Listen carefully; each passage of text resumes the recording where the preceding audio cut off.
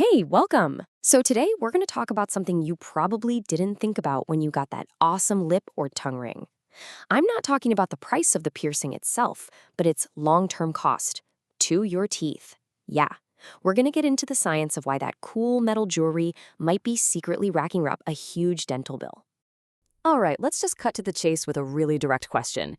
If you've got an oral piercing, with metal jewelry, is it secretly wrecking your teeth? Well, the science says almost definitely yeah. But, and this is the important part, the good news is there's a really simple solution. So, how does this even happen? Look, this isn't about scare tactics or anything like that. It's just simple physics. Think about it for a second. Every single time that metal bar clicks against your teeth, or even just rests on them, that's a tiny little microabrasion. And when that happens thousands and thousands of times, over months and years, those little clicks add up to some very real and very visible damage. Okay, so let's really break down how this is all going down. In this first part, we're going to get into the nitty-gritty of that damage. And really, it all comes down to a fundamental mismatch of materials that are hanging out inside your mouth. And here's the absolute key. It's really simple when you think about it.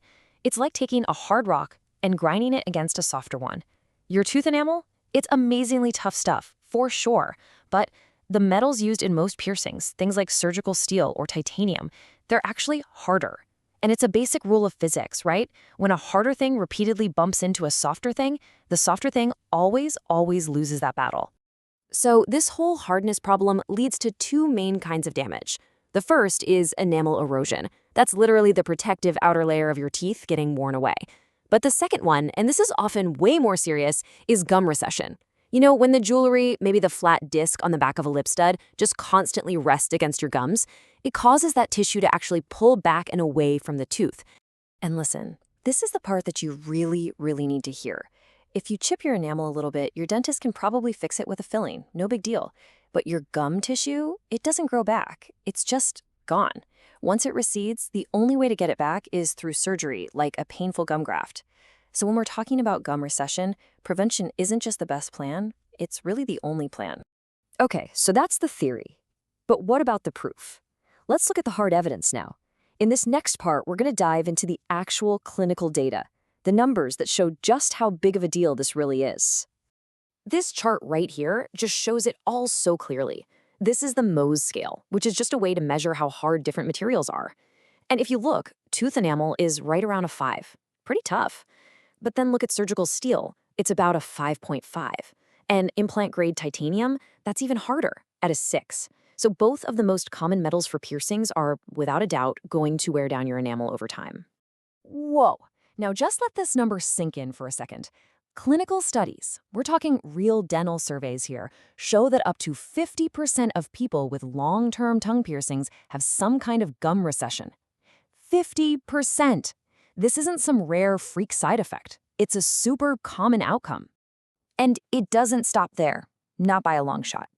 If you look through dental journals, they're just filled with this stuff. We're talking about chipped and cracked teeth, gums getting literally cut by the back of a labret stud, and in really prolonged cases, people can even lose the bone that holds their teeth in place. The connection is super clear, and it's been documented for years. All right, so I think we can all agree there's a problem here, right? But what's the fix? Well, the cool thing is, because this is a materials science problem, it has a materials science solution, and you'll be surprised at how simple it is. So say hello to a material called BioFlex.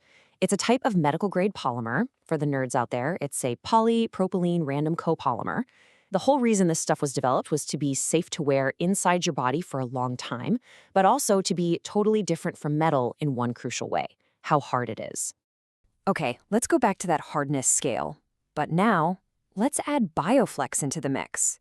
And look at that. It's way down at a 1 or 1.5 on the scale. It completely flips the script. Now, when your jewelry touches your tooth, the jewelry is the soft thing. That whole risk of wearing down your enamel, it's just gone.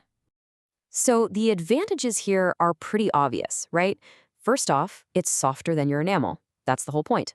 But second, it's flexible. Think about it.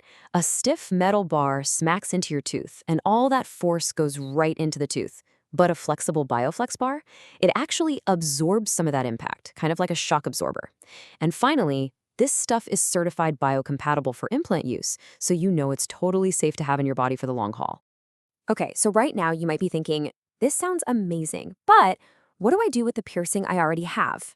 Well, this last part is all about that. It's the practical how-to guide for protecting your teeth without, and this is key, without getting rid of the piercing you love.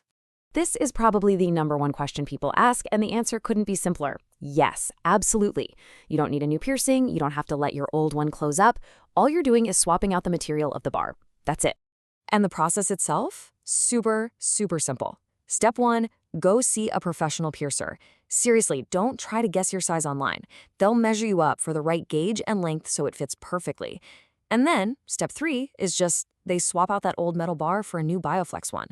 The whole thing is super easy and can be done in one quick visit. You know, when your dentist tells you to take out your piercing, they're coming from a good place. Their goal is to stop the damage. And what this shows is how you can get to that exact same goal. Sure, taking the piercing out works, but then you don't have your piercing anymore. Switching to BioFlex also stops the damage, but you get to keep your piercing. It's literally the best of both worlds. I want to leave you with this quote from Patrick Poli, who's the engineer that actually developed BioFlex. It just nails the communication breakdown that happens all the time. He says, "The dentist blames the piercing. The piercer never mentions the solution. The client pays for the filling. The dentist sees the damage. The piercer might not even know there's a better material. And in the end, you're the one paying the price." So I guess the final question is, now that you do know there's a solution, isn't it time to stop paying that hidden dental bill?